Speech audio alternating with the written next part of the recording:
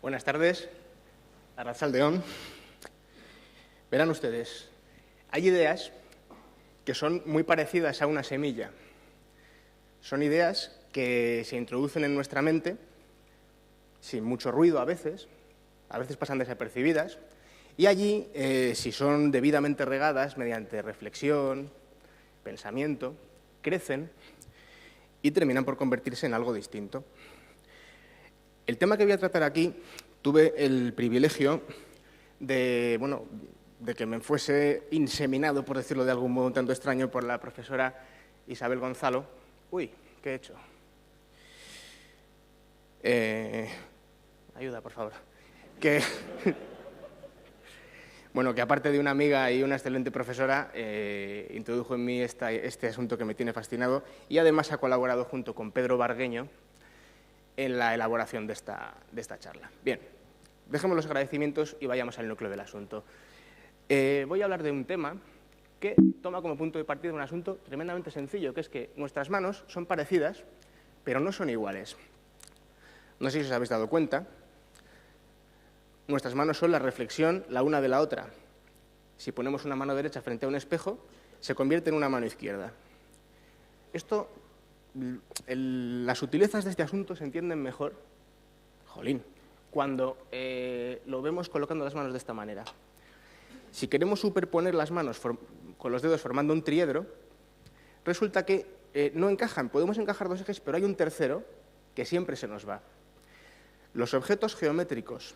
Fijaros que esto es una propiedad puramente geométrica. Los objetos geométricos que cumplen esto se llaman objetos quirales. Quiral viene del griego kiros, que significa mano, precisamente.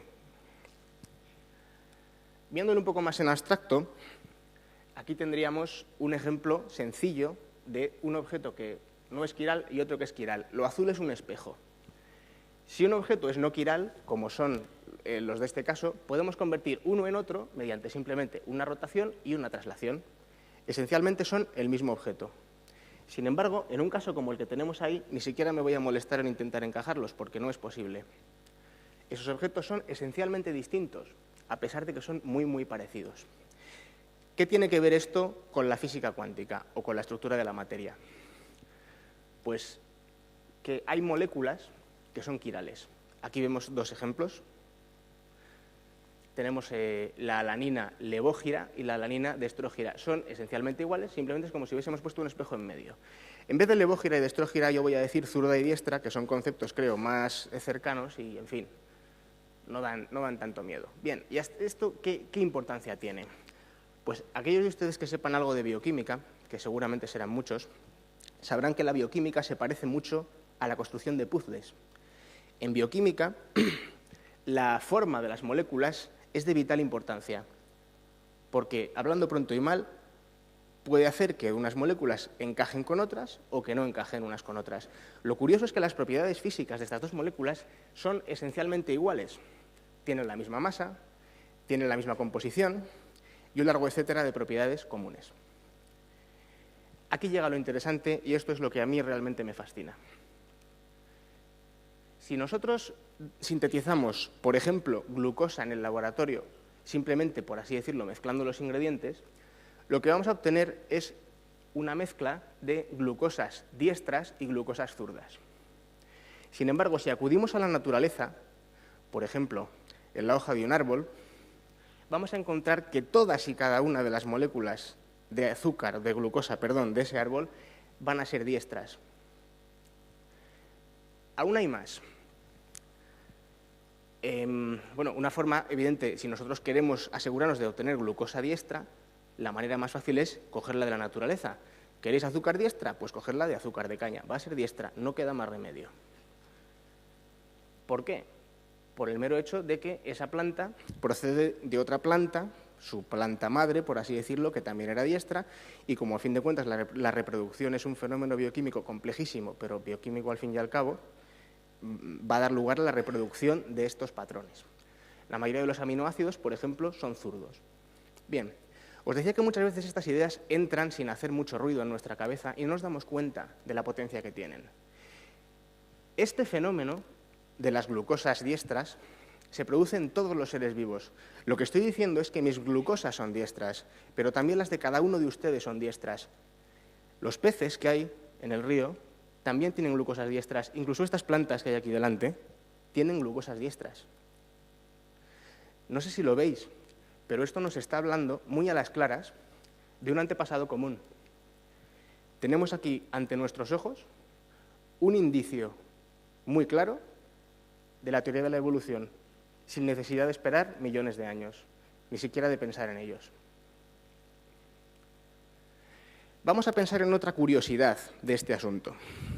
Imaginaros que ese soy yo, por ejemplo, y que de algún modo mágico consigo hacerle llegar a mi yo del otro lado del espejo una naranja. Vamos a compartir cada uno de nosotros una media naranja, que además es una cosa muy poética, ¿no? Entonces, esa naranja que tiene mi reflejo es la misma que tengo yo, bueno, es la otra mitad, ¿de acuerdo?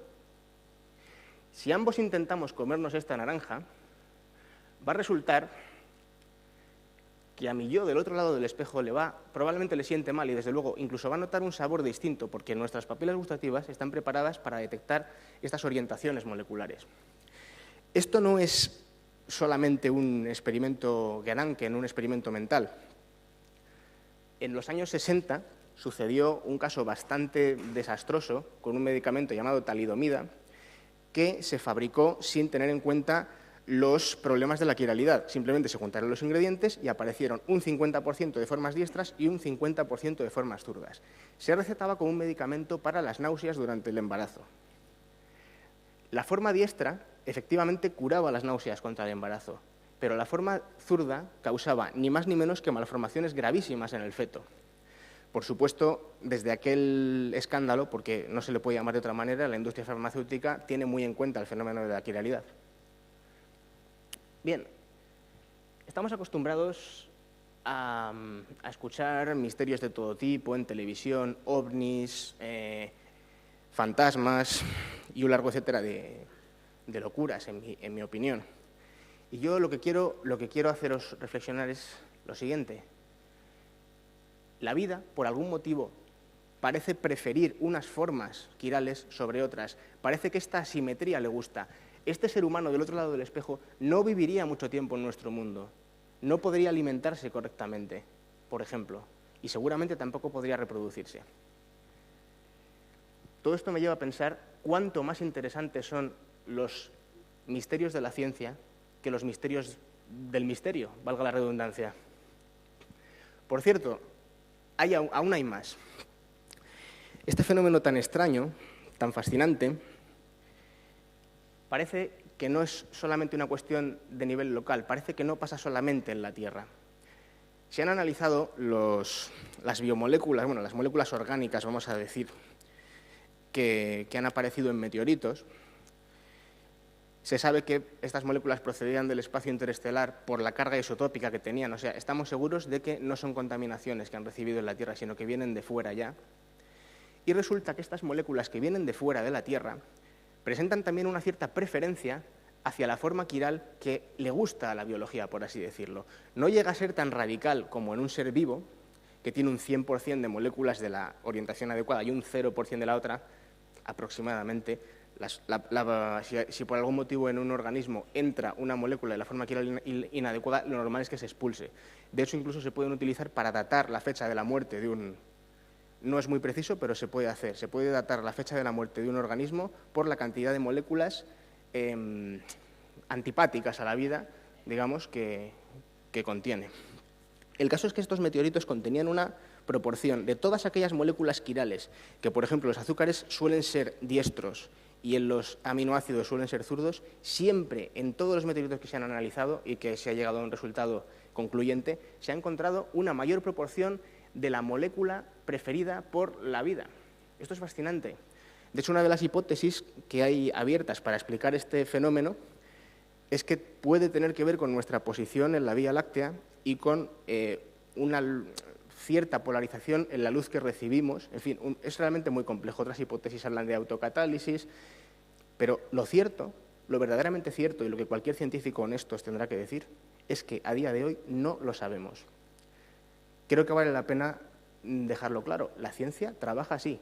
La ciencia no son verdades supremas. La ciencia es trabajar, es progresar. Esto es todo. Muchas gracias. Eskerrik asko.